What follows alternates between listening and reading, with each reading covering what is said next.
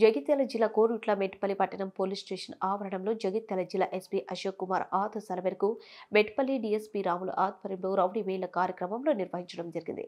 ఈ సందర్భంగా డీఎస్పీ రాములు మాట్లాడుతూ సర్కిల్ పరిధిలోని రౌడీ షీటర్లకు అందరికీ ఎటువంటి అసాంఘిక కార్యకలాపాలు చేయకూడదని, చట్ట విరుద్ధ పనులు చేయకూడదని, సత్ప్రవర్తన కలిగి ఉండాలని తెలిపారు. అదేవిధంగా వారి యొక్క ప్రస్తుత వివరాలను సేకరించి వారిపై నిఘా పెంచే విధంగా చర్యలు తీసుకోవాలని అధికారులకు డీఎస్పీ సూచించారు. సబ్ డివిజన్లో ఈ మధ్య కాలంలో కొన్ని మర్డర్స్ జరగడం జరిగింది. ఈ మధ్య రీసెంట్లీ అది కొరుట్ల సర్కిల్లో, తర్వాత అదేవిధంగా మెట్పల్లి సర్కిల్లో కూడా. టోటల్ మెట్పల్లి సబ్ డివిజన్లో ఈ రౌడీ షీటర్స్ కొంత ఈ ల్యాండ్ సెటిల్మెంట్స్, తర్వాత శాండ్ బిజినెస్, అదేవిధంగా గ్యాంగ్లు మెయింటైన్ చేయడము, ఇటువంటి కొన్ని చేస్తున్నారనేది నా దృష్టికి వచ్చింది.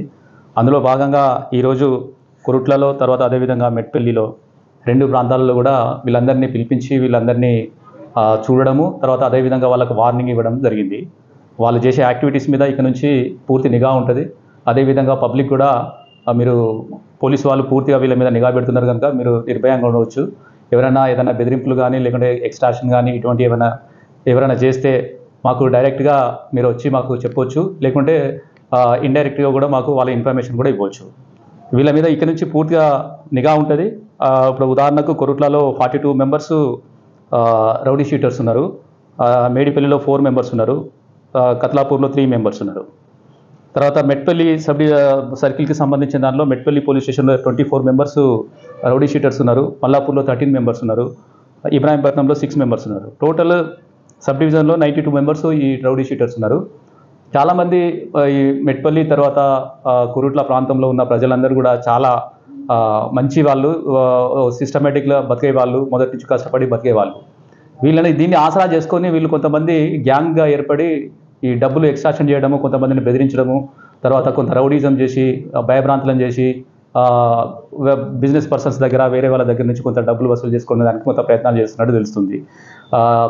కొన్ని మర్డర్లు కూడా హైర్ మర్డర్స్, అంటే డబ్బులు తీసుకొని సుపారీ తీసుకొని కూడా మర్డర్లు చేస్తున్నట్టు కొంత ఇంతకుముందు ఉన్న కేసులలో కొంత మాకు బయటపడ్డది.